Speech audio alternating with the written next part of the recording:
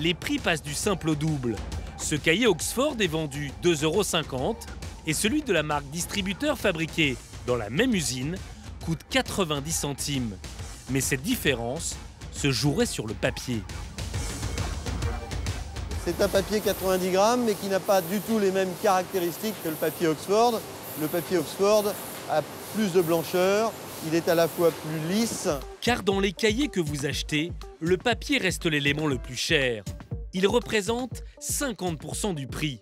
Les coûts de production 20%, la logistique 10% et les coûts de vente et de marketing 20%. Et un événement est en train de bouleverser le marché. Avec la baisse de l'euro face au dollar, les prix du papier européen intéressent désormais les marchés américains et même asiatiques. Mais l'Europe ne fabrique pas assez de papier pour toute cette nouvelle demande. Conséquence, les stocks s'épuisent et les prix flambent. Pour Stéphane Hamelin, qui achète la totalité de son papier, la menace est importante. À tel point qu'en pleine rentrée scolaire, il traverse l'Europe pour se rendre en Finlande, chez son fournisseur historique.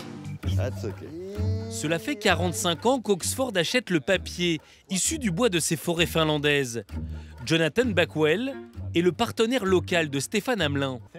Vous voyez, les plus petites branches sont destinées à la fabrication du papier. Et les gros troncs seront utilisés pour les charpentes de maison, par exemple. Stéphane Hamelin fait mine d'écouter, mais une seule chose l'intéresse, l'état des stocks de son fournisseur. Et en arrivant dans l'usine, ce qu'il craignait se confirme sous ses yeux. Il y a beaucoup de place libre, ce qui n'est pas une très bonne nouvelle pour les prix. Et c'est ce que on sait depuis quelques semaines et quelques mois. Ils ont un carnet de commandes qui est très plein. Ils utilisent leur capacité de production à fond. Et malgré ça, leur stock baisse. Et donc, le résultat de ça va être des hausses massives de prix dans les semaines et les mois qui viennent. Son fournisseur est en train de vendre la quasi-totalité de ses stocks à de nouveaux acheteurs américains et asiatiques.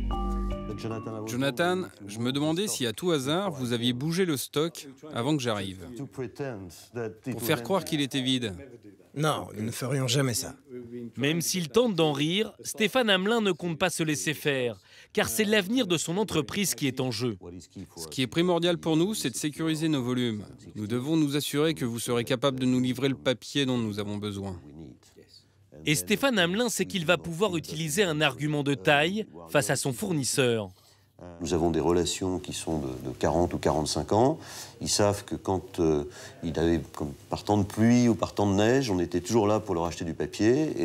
Et là, il fait beau pour eux. C'est un peu plus difficile pour nous. Il nous est plus facile de leur dire, écoutez, quand ça allait mal, on vous achetait du papier. Aujourd'hui, il faut que vous nous livriez du papier. Nous allons consacrer une partie de notre production à nos clients les plus importants. Et évidemment, Hamelin fait partie de ces clients stratégiques. Donc nous allons leur en réserver. Et ça, vous pouvez l'écrire ? Oui, et avec mon sang, c'est ça ?